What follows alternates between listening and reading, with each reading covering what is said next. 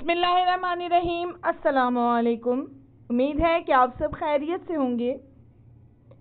एक दिन पैगम्बर इस्लाम सल्लल्लाहु अलैहि वसल्लम आसमान की तरफ देखकर मुस्कुरा रहे थे कि एक शख्स ने अर्ज़ किया, या रसूलल्लाह सल्लल्लाहु अलैहि वसल्लम, आप क्यों मुस्कुरा रहे हैं?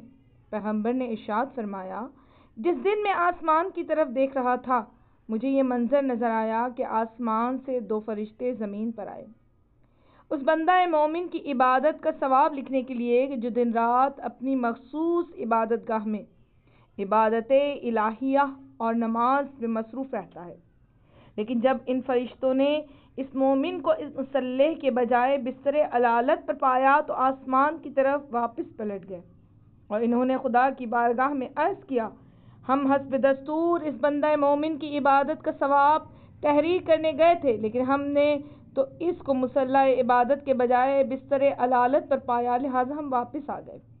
परवरदिगार आलम ने इन फरिश्तों से फरमाया, जब तक वो बंदा मोमिन बीमार है, इसका वही सवाब लिखो जो इस वक्त लिखते थे कि जब वो दिन रात नमाज और इबादत में बसर करता था, और मुझ पर लाजिम है कि जब तक वो बिस्तर अलालत पर रहे, अमाल सालिहा का सवाब इसे अता करता रहूं। सुभान अल्लाह।